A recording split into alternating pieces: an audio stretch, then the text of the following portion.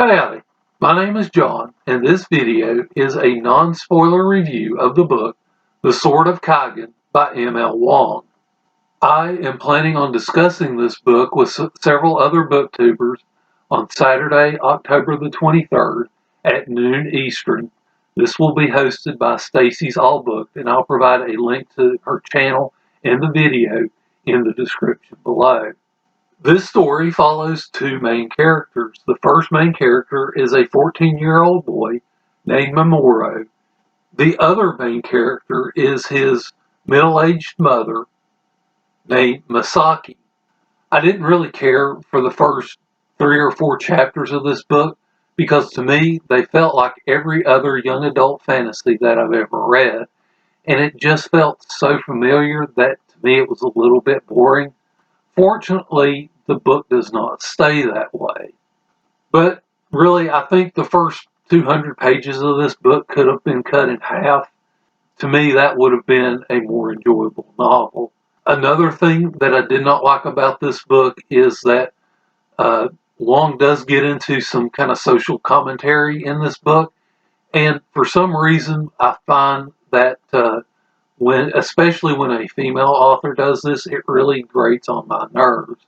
And I wish Wang would have made this commentary more subtle. Obviously, the plot of this novel does not work without it. But here again, Wang could have done a better job of kind of building the world and offering the commentary, and it would have been a much more enjoyable read for me.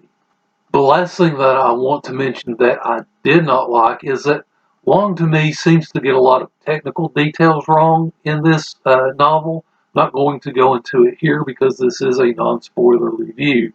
But just as an example, Wang does talk briefly about electrical insulation, and in the novel, they have trouble because of cold. Well, cold isn't really a big factor in electrical insulation, at least not at, kind of the normal cold temperatures where humans can actually live. You have to get really, really cold beyond what humans are capable of normally living in before that becomes a problem. Now, there were some things that I really did like about this novel. The biggest thing that I did like about this novel is how well Wang writes battle scenes. These battle scenes really are among the best that I've ever read. I think really the only person I can think of that did better is Sebastian de Castell in his Greatcoat series. Another thing that I really liked is the fact that Masaki is a middle-aged mother. I've not really seen this type of main character in much of the fantasy that I've read, and Wang really does a great job with this character. Because you have this middle-aged mother as a main character, that opens up this novel to discuss some, mature themes. The last third of the novel is actually surprisingly mature in the themes that it discusses. Basically, this novel is broken up into thirds. You've got a big battle in the middle part of the book. The first third kind of covers life up before the big battle. And then the last third covers life after the big battle.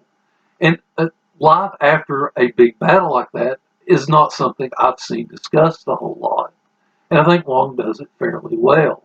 Now, I think younger readers may find this last third to maybe be a bit boring. They may not have enough life experience yet to fully understand what's going on here.